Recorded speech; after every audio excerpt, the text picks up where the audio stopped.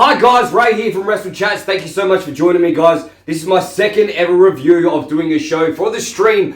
Hopefully so far you guys have enjoyed it. I've enjoyed doing it, so I'm going to keep on doing it. I hope you guys are going to join us for early in the morning for Money in the Bank. But right now, here's my review of Smackdown. Let's get into it, guys. Alright, so Smackdown, which was the 7th of June. We started off the show nice and early. We could see Seth Rollins, Bronson Reed, and Bron Breakker with the wise man Paul Heyman walking through the backstage and coming out into the entrance. This is a new entrance that they've only started doing within the last couple of months. I really do enjoy seeing this as they come through Gorilla, and then you get to see Trips on the side there, putting it down for what he does behind the desk, what he does best behind the desk too. And then you have seen Jey Uso before in the past say, "Hit my music," as he comes out. Seth Rollins, Bron Breakker, Bronson Reed will come out looking mean as always. Looking really, really mean. Now, Seth gets the mic, always a mastermind on the mic. "I am the revolutionary. I am the visionary. I am Seth freaking Rollins." We love Seth.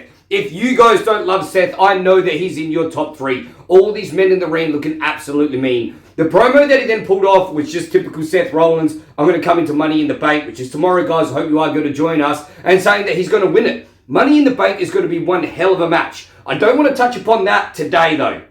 I am just touching upon Smackdown right now at the moment, because Money in the Bank is its own event in itself.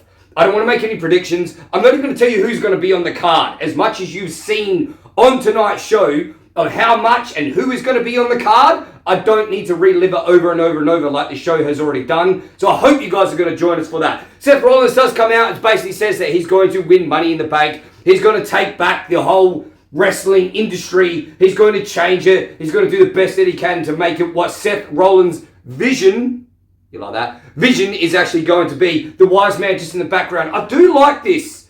Now that the wise man has stepped back a little bit, now that the wise man isn't on the mic as much and he's sort of in the background, because Seth Rollins is so damn good at what he does anyway. So guys, he said he was going to do it. He said he should be winning it. It was a great little promo Seth Rollins always puts on. Then out of nowhere, bang, Solo Sikoa's music hits. Solo comes out, boom, boom, boom, boom, boom. So he's got Jacob Fatu beside him and CJ Matto. Am I saying that correctly, guys? I don't even know. CJ Matto behind him too. So then as he comes out, he stares out Seth Rollins. I do like this little bit of a face-off there.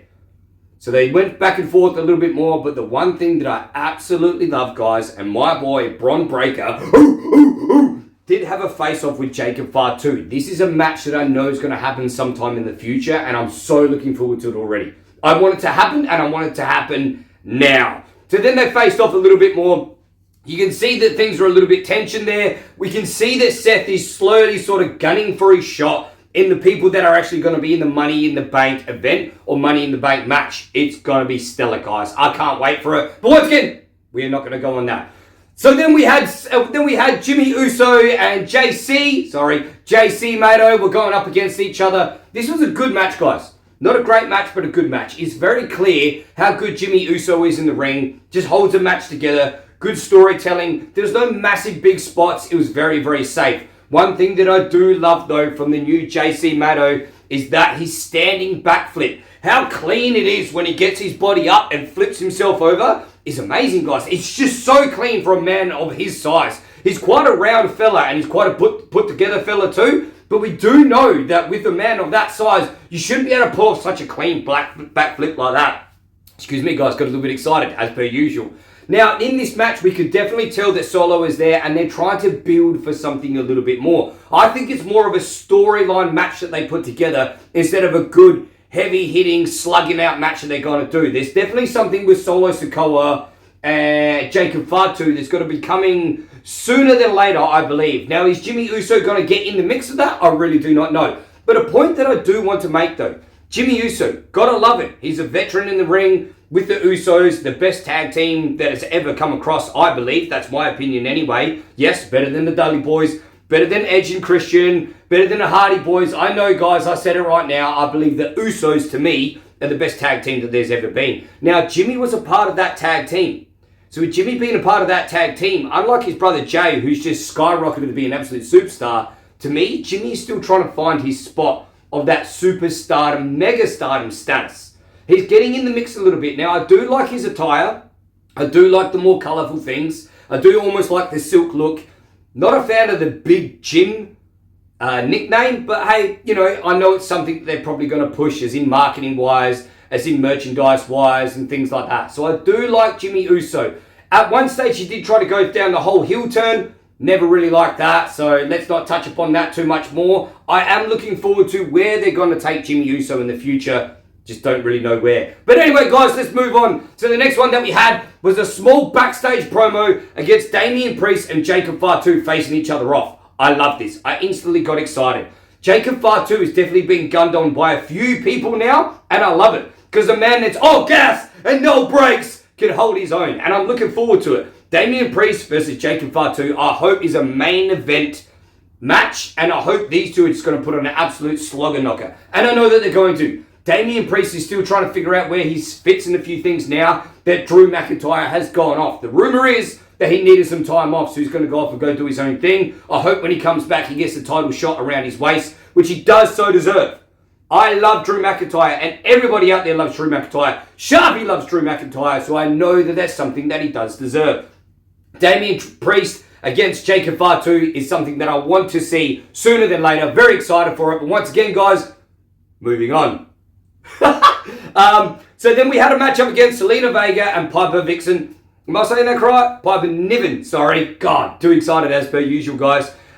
Good match. Clean match. It was great. I didn't have a lot of expectations against the big powerhouse, against the smaller luchador. But they put on a really good match. A lot of interference there, which we knew from Chelsea Green, always running her mouth, always nice and loud. I do love Chelsea Green. No, I'm not going to say her name like Sharpy does. That's up to Sharpy. Chelsea Green is awesome. Whenever she's in front of the camera, she just draws your attention in. And to me, guys, that's what a perfect person should be doing in wrestling. Whether they're on the screen, not on the screen, not in the ring, outside of the ring, they should always be making the most of their minutes that's there. Chelsea Green does that to me. She's a massive MVP. In my eyes, she's a huge MVP. Getting close to MVP of the year. I know it's very, very early on. I don't know Sharpy's going to love me saying that. But to me, guys, she is an MVP. The match was very good, very clean. There was one big hit at the end there. A powerbomb off the middle rope, off the turnbuckle. And then Piper Vixen went down through the Slim Jim table. Yes, the tables now have brand names on them. I don't hate it. I like it, guys. I think it's a good thing. Put her through the table, put her in for the pin. 1, 2, 3. With a little bit of help from Julia, it was great. At the very, very end there, Julia raises her hand. Julia then turns on Zelina. Bang, hits her down. We kind of all saw that coming. Looking forward to that feud once again. Zelina Vega versus Julia. Julia is showing out, but we'll get on to Julia a bit later on, shall we? Alright, guys, for the next thing that it was Jey Uso, Cody Rhodes, and Jimmy were in a backstage segment. Everyone kind of said to Jimmy at the time, are you going to be okay? You've got a fair few matches coming up. Jay, like, you know, you've got a few things on your plate. Jay's there like, why is everyone worried about me, man? I'm the bloody world title holder. Leave me alone. I've got this under control, and walks off. Love it. Jay's putting in work, and the yeet. Come on, guys. Say it with me now. One word. 4 syllables. He's over there. Yeet is absolutely incredible, and it's sweeping the world. It's sweeping the world by the nation, and I love it so much because he's putting in so much work. Next up, guys, what we did have was another promo video from Aleister Black. Aleister Black basically calling out LA Knight, saying you got the lucky one on me last week. Now this week it's going to be different. Loved it. Aleister Black, almost like creepy in a way, a little bit emo. I'm going to put it that way. Just the way that he talks is good. Drew my attention in. I really like what they're doing with Aleister Black. I've never seen a lot of him before in the past, but now I'm really digging what he's doing. A little bit of NXT stuff I did see. A little bit of main event stuff, saw it later on, and then he disappeared. Don't really follow him an awful lot, but now I'm digging what he's bringing. I like that he's bringing new stuff to the table. I like his look, I like his stance, I like his speech. Guys, I'm an Aleister Black fan. Can't wait for more what he's going to bring. Then we did have the match against Aleister Black and our man, LA Knight. That's right, ladies and gentlemen, the man, the megastar himself, LA Knight. Awesome match. Guys, if you haven't seen it, this is a perfect match to show you guys what two superstars of their craft at what they're doing together. These two guys told a perfect story of what wrestling should be together. And that story is, we got a good guy and a bad guy. It starts off slow. It gets good. Towards the end there's a couple of near misses, a couple of good fights. It was absolutely great. Guys, to me, it's a perfect match. It didn't have to be anything spectacular. But it was. Once again, it just shows you how good these two guys are. LA Knight in Money in the Bank tomorrow night. Once again, I'm not going to touch upon that right now. I think I'm just going to leave that one right there, guys. If you haven't seen it, perfect match to go back and watch. Even if you only have time for one match on Smackdown, that's the match to go see, guys. All right. Then after that, WWE has announced the King of the Ring. The King of the Ring tournament is actually kicking off. And then the winner of the King of the Ring is going to go up against the person or the title holder at the time at SummerSlam. Looking forward to that, guys. That's going to be awesome. I don't want to touch upon that too much because it's still very, very early days, but that's going to be exciting. Can't wait for that. Can't wait to see what the crown is going to look like too. Every year it used to look good. Sometimes it's looked bad. Xavier Woods, when Roman took it off him, loved it. We'll leave that one alone. King of the Ring tournament, can't wait. Loved it that they brought it back. There was a backstage segment after that. Jade Cargill comes out, and Jade Cargill has already announced that she's going to be in the King of the Ring tournament. We haven't seen a lot from Jade. The matches that she has put on as of late have been awesome. Absolutely great. At the start, I believe that she was just trying to find herself. She disappeared for a little while, has now come back. She's in her absolute element. I love it, guys. Absolutely love it.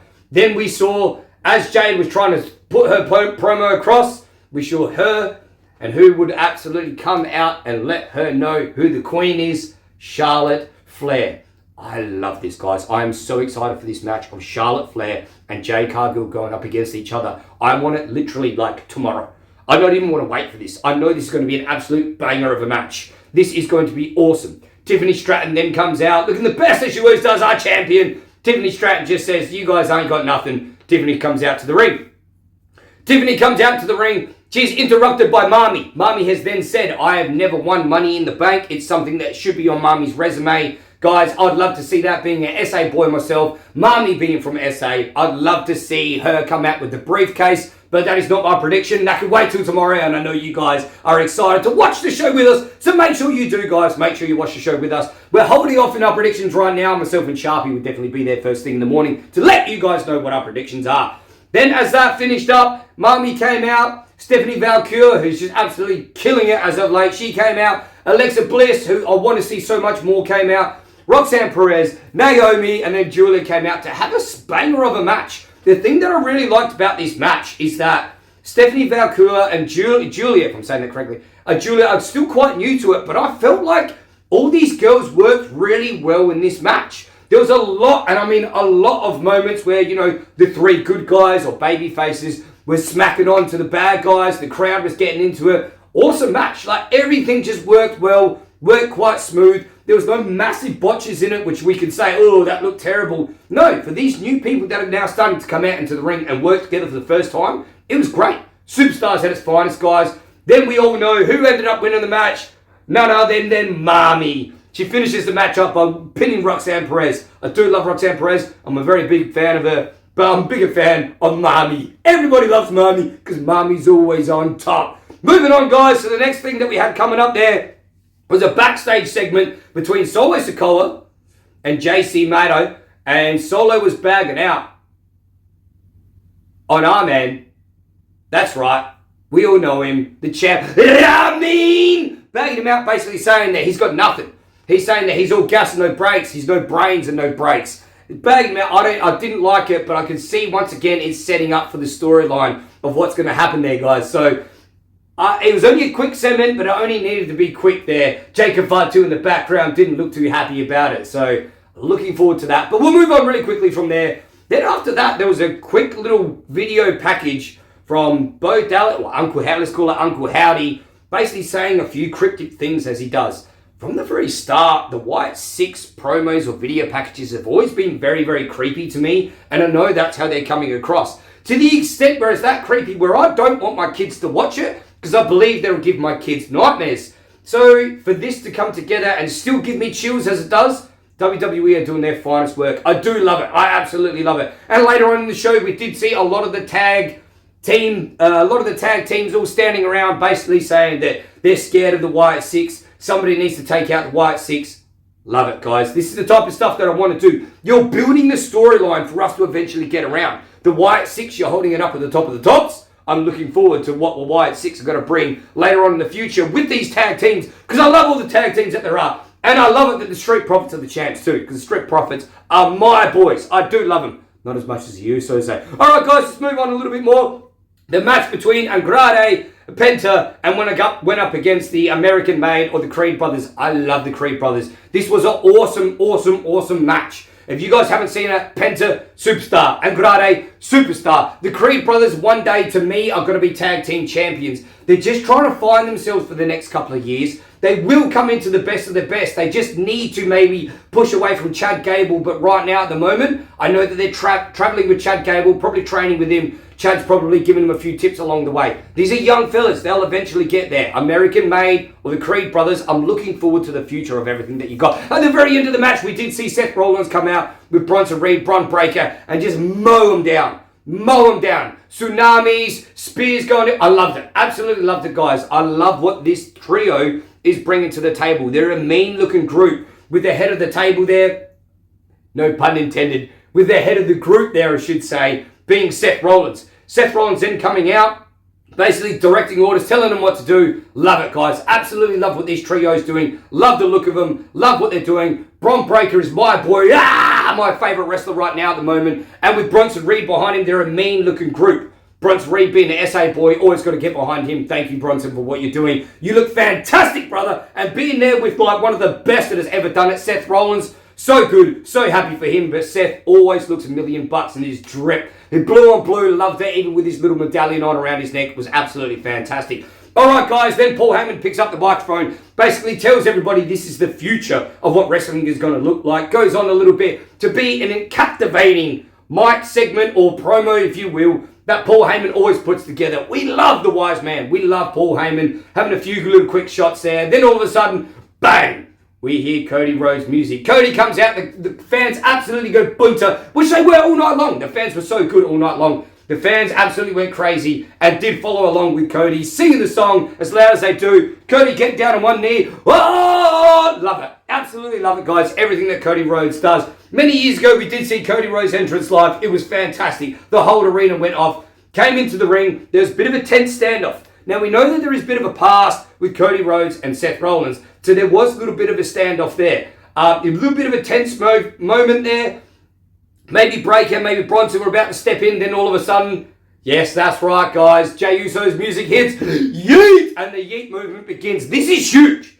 How much this just absolutely goes off throughout the whole arena. I love it, guys. Like, the yeet movement is crazy worldwide. Not just in, like, WWE, worldwide. Jey Uso comes out. It's wicked. Cody talks a little bit of book, as he does, but does it well. Jay then comes in, one word, 4 syllables, yep, bang, gets knocked by Logan Paul. I did love this, guys.